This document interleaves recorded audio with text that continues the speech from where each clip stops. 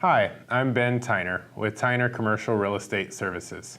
Today, I wanted to discuss a few things that you will want to consider before purchasing your first GSA leased investment.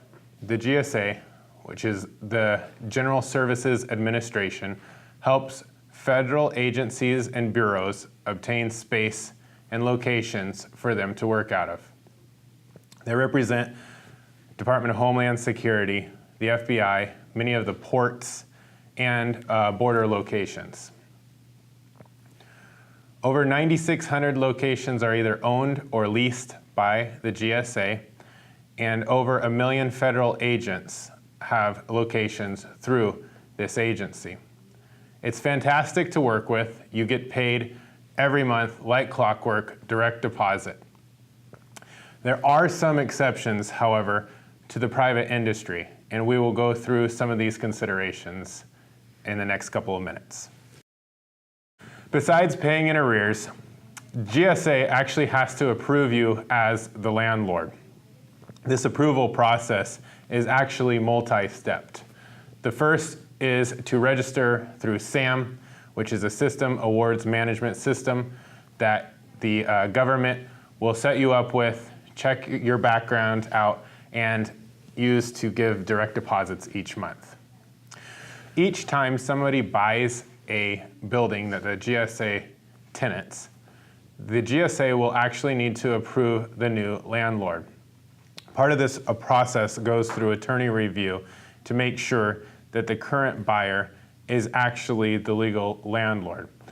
One of the properties that we managed this last year ran into an issue where they bought the building, they had the grant deed, but it took quite some time to actually go through the process and get them set up to where they could start collecting rents. The seller had changed his entity type from a personal investor to a trust, had not notified the GSA, but recorded a grant deed, and then sold the property through the trust. And when the new purchaser went to fill out the change in lessor form, it came back as, well, you can't be the legal lessor. So one of the things that you'll definitely want to consider when you're purchasing a building is, does the GSA know who the current landlord is? Have they acknowledged it? So that once you close escrow, you only have one change in lessor form to finish and complete. Each change in lessor form will need to go through a combination of attorney review and at least specialist review through the government. Many times when you purchase a property, once you've received the grant deed, that's all the information that's required to get the new tenants to begin paying rent. However, when you purchase a GSA leased investment, there's a few things that they'll need to check and approve you as the landlord. One is chain of title. Just because chain of title has been recorded at a title company doesn't necessarily mean that the federal government has acknowledged the chain in title. For example, last year I had a client come to me who had bought in the last 6 months a property which was a GSA leased investment.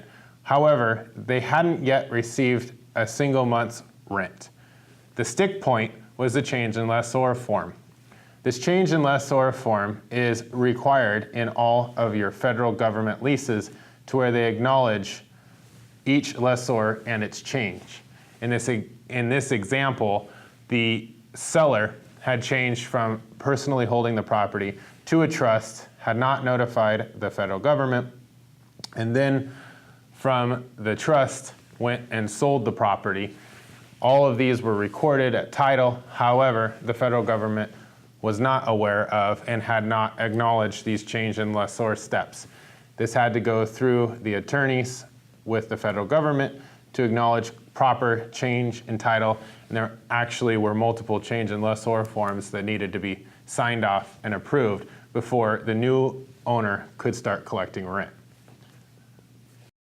The government's payments continue to go to the old landlord until these change in lessor forms are completed. So if you don't want to buy a property and have the federal government continue to pay the seller until you get this correct, make sure that when you're buying the property, you're doing your due diligence, that either the lease matches the selling entity exactly, or you have a change in lessor form acknowledged by the GSA that matches the selling entity that you're buying the property from. So you only have one change in lessor form to go through. Many of the agencies that the GSA represents need specific build-out for their use. This will come often in the lease documents as a program of requirements. This program of requirements is very important to look at if construction is not completed yet. If you're buying a property that is in the middle of a build-out, you definitely want to spend some time investigating and doing the due diligence with the contractor and this program of requirements so that you know the project is on time and on budget, and you as the landlord don't get stuck for mistakes and overages. If the government has signed a lease but not yet taken possession, it's important to look at the program of requirements that are required for the agency they represent. Many agencies have different requirements, either for security or for laboratories, just depending on what their needs are. This program of requirements will spell out exactly which work needs to be done by when for the agency.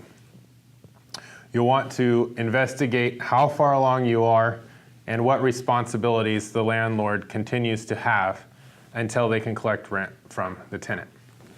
The GSA will not begin paying rent until substantial completion of the program of requirements. This program will often be considered substantially complete after a walkthrough with the GSA and the appropriate agencies, as well as a certificate of occupancy issuance from the local building department.